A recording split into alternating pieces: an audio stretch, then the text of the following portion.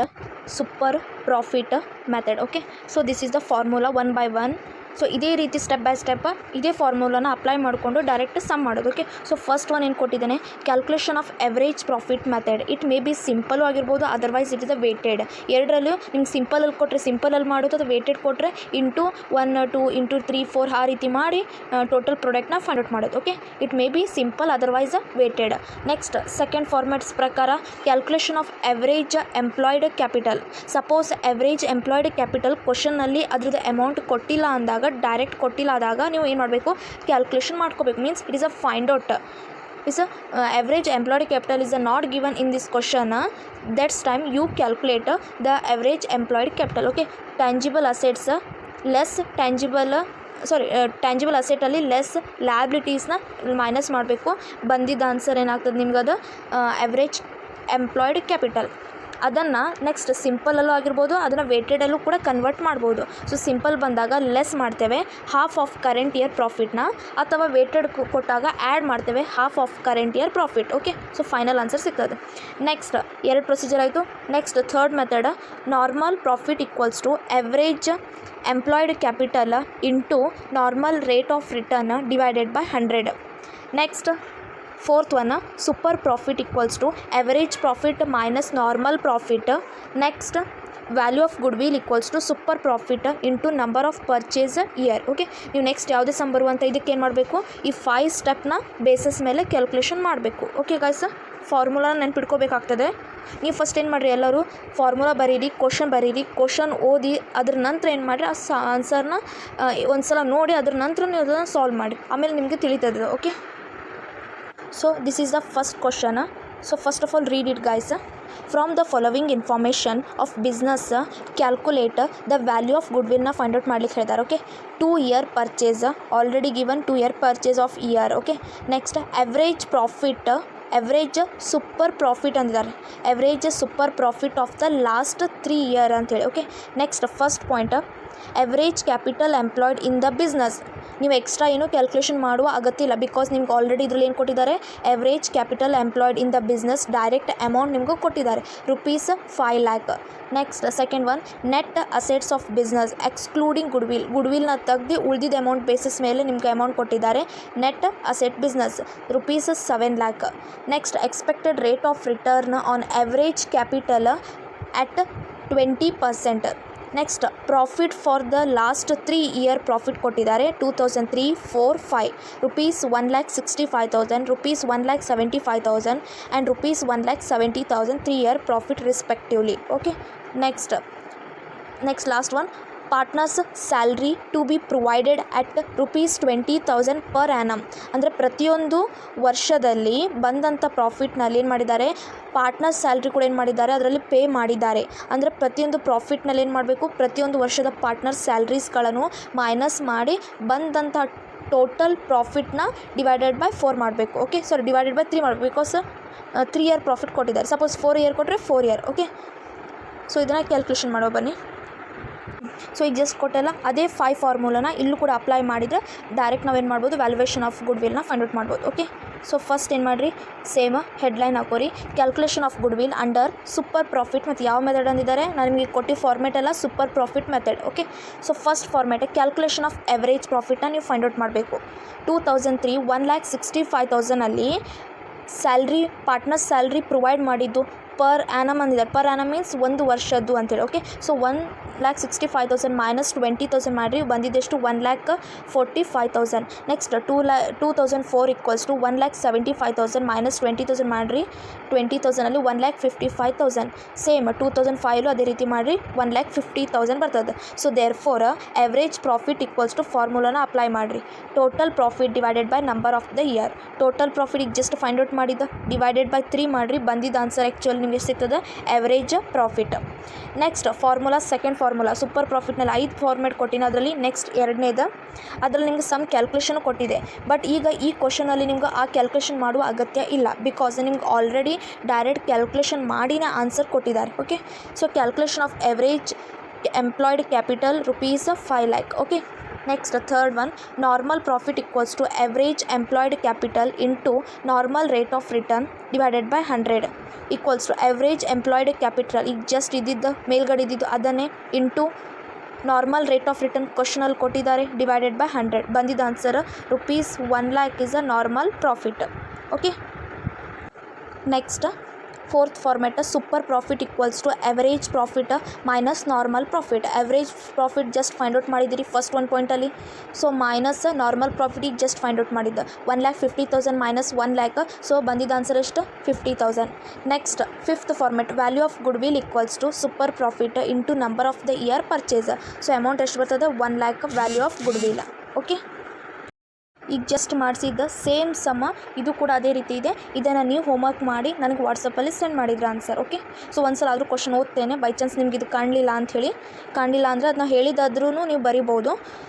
The following particular are the available in respect of business carried on Mr. Rajesh who wants to sell his business to a limited company. Next, first point, average capital employed in business 59,000. First point ಆಯಿತು. Next second point, trading result for 4 year. Okay, 4 year profit ಕೊಟ್ಟಿದ್ದಾರೆ. ಅದರಲ್ಲಿ 1 year losses include ಇದೆ. Okay, so 2002 profit rupees 24,400, 2003 profit rupees 30,000, 2004 losses rupees 4,000, 2005 profit rupees 42,000. Next third point, market rate of interest on investment at 8%. Next, rate of risk return on capital invested in business at 2%. Next yearly remuneration ಅಂದರೆ salary ಅಂತೇಳಿ. Okay, from alternative employment of the proprietor if not engage in business in ಬ್ರ್ಯಾಕೆಟಲ್ಲಿ ಬರ್ತದೆ. As per annum 7,200 ಸ್ಯಾಲ್ರಿನ minus ಮಾಡ್ಕೊಂಡು ಹೋಗ್ಬೇಕು. Okay, next compute the value of goodwill on basis of 2 year purchase ಅಂದಿದ್ದಾರೆ. Of super profit ಮೆಥಡ್ನ calculation ಮಾಡಬೇಕು. Of the business calculate on the average profit basis ಮೇಲೆ of the last 4 year. Okay, ನೀವು ಮಾಡಿರಿ. Any doubt please ask me guys. ಮತ್ತೊಂದು ಇದರಲ್ಲಿ ನಿಮಗೆ normal rate of return ತೊಗೋಬೇಕು. ಬಟ್ ಇದರಲ್ಲಿ ನಿಮ್ಗೆ 2% ಕೊಟ್ಟಿದ್ದಾರೆ, market rate interest investment and rate of risk ಅಂತೇಳಿ. ನೀವು ಏನು ಮಾಡಿ, ಇದು ಎರಡೂ ಆ್ಯಡ್ ಮಾಡಿನೇ ಕನ್ಸಿಡರ್ ಮಾಡಿ. Okay, normal rate of return ನಿಮಗೆ ಸಿಗ್ತದೆ ಟೋಟಲ್. ಅಂದರೆ 8 + 2 10 ಆಗ್ತದೆ. ಓಕೆ, 10% ಅಂತೇಳಿ ಕನ್ಸಿಡರ್ ಮಾಡಿ. Okay guys, so next question, first read it guys. ಈ ಕ್ವಶನಲ್ಲಿ 3 ಮೆಥಡ್ನ ಇನ್ಕ್ಲೂಡ್ ಮಾಡಿ ಕ್ಯಾಲ್ಕುಲೇಷನ್ ಮಾಡಬೇಕು. ಯಾವುದಂತ ಹೇಳಿದ್ರೆ, first one super profit method, annuity method and capitalisation method. ಇದು ಹೋಲ್ ಅಂದರೆ ಪೂರ್ತಿ ಪ್ರಮಾಣದಲ್ಲಿ ಇಷ್ಟೆಲ್ಲ ನಿಮಗೆ ಏನೆಲ್ಲ ಕಲ್ತಿರಲ್ಲ ಫಾರ್ಮುಲಾ ಅಪ್ಲೈ ಮಾಡೋದೆಲ್ಲನೂ ಸೇರಿಸಿ ಇದು ಒಂದು ಸಮ್ನ ಕ್ಯಾಲ್ಕುಲೇಷನ್ ಮಾಡೋದು. ಓಕೆ, ಸೊ ಕ್ವಶನ್ ಓದಿ. Following particular are available in respect of business of a company.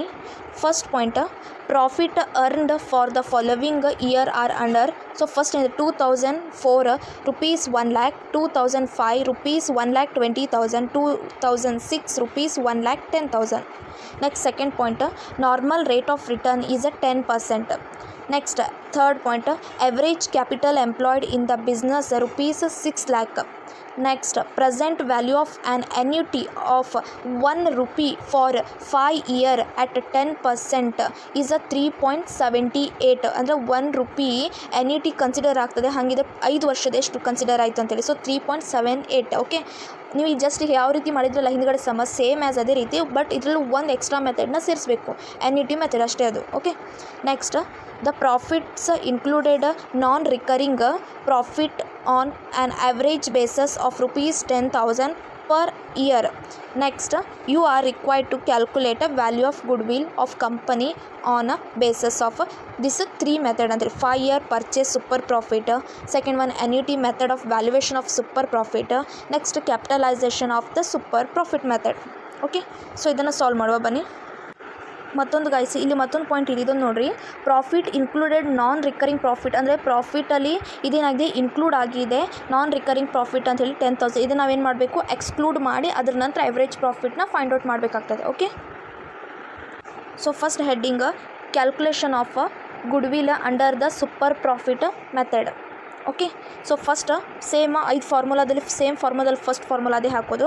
Calculation of average profit equals to total profit divided by number of the year. Okay, so 2003 1 lakh ಕೊಟ್ಟಿದ್ದಾರೆ, minus 10,000 non exclude ಇದೆ ಅಂದರೆ non recurring ಇದ್ದಿದ್ದು exclude ಮಾಡಿರಿ. Okay, rupees 90,000, 2004 1,20,000 minus 10,000 ಮಾಡಿರಿ, 1,10,000, 2005 rupees 1,00,000 ಇದು ಮೂರನ್ನ ಕೂಡಿಸ್ರಿ. ಬಂದಿದ್ದ answer ಎಷ್ಟಿದೆ? 3 lakh is a total profit divided by number of the year, 3 year ಪ್ರಾಫಿಟ್ನ ಕೊಟ್ಟಿದ್ದಾರೆ. ಸೊ ಬಂದಿದ್ದ ಆನ್ಸರ್ ಎಷ್ಟಾಗ್ತದೆ? Rupees 1 lakh average profit. Okay, so ಅದರ ನಂತರ next second average employed capital already given to in this question. So not any extra calculation ಬೇಕಾಗಿಲ್ಲ. Okay, next normal profit equals to average employed capital into normal rate of return divided by 100. Average capital employed 6 lakh into 10 divided by 100. So ಎಷ್ಟು ಬರ್ತದೆ? 60,000. Next super profit equals to average profit minus normal profit ಮಾಡಿರಿ, ಬಂದಿದ್ದ answer 40,000. Next 5 year super profit. So 5 ವರ್ಷ super ಪ್ರಾಫಿಟ್ನ find out ಮಾಡಬೇಕು. Value of goodwill equals to super profit into number of year purchase. So answer ಎಷ್ಟು ಬರ್ತದೆ? Value of goodwill 20,000. ಇಷ್ಟು ನೀವು normally ಈಗ 5 ಫಾರ್ಮೇಟ್ನ ಹಾಕಿ ಕ್ಯಾಲ್ಕುಲೇಷನ್ ಆದಮೇಲೆ ಎಕ್ಸ್ಟ್ರಾ ಪಾಯಿಂಟ್ ಏನಂದರೆ NET ಮೆಥಡ್ ಅಂತೇಳಿ ಇದು ಒಂದು extra method. Okay, so this is a second method. NET method formula ಏನಾಗ್ತದೆ? Value of goodwill equals to super profit into NET value. Super profit ಈಗ ಜಸ್ಟ್ ಇಲ್ಲಿ find out ಮಾಡಿರಿ. ಓಕೆ, ಇಲ್ಲಿ ಫೈಂಡ್ ಔಟ್ ಮಾಡಿರಿ. ಸೊ ಅದನ್ನು ತಗೋರಿ. Okay, 40,000 into 3.78 already in this question given to NET value. Next ಎಷ್ಟು ಬರ್ತದೆ? 1,51,200. Okay, next last one method, third method capitalisation of super profit method.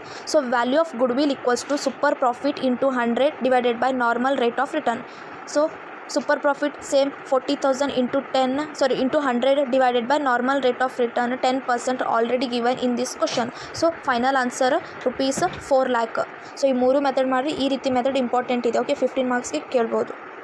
So ಇದೇ ರೀತಿ ಮತ್ತೊಂದು ನಾನು ಸಮ್ ಕೊಡ್ತೇನೆ, ಸೇಮ್ ಆ್ಯಸ್ ಅದೇ ರೀತಿ ಕ್ವಶನ್ನ ನೀವು ಸಾಲ್ವ್ ಮಾಡಿರಿ. ಓಕೆ ಗೈಸ್, ಇದು ನಾನು ನಿಮ್ಗೆ ವಾಟ್ಸಪ್ನಲ್ಲಿ ಸಪ್ರೇಟಾಗಿ ಸೆಂಡ್ ಮಾಡ್ತೀನಿ. Okay guys, any doubt please ask me guys. Thank you so much.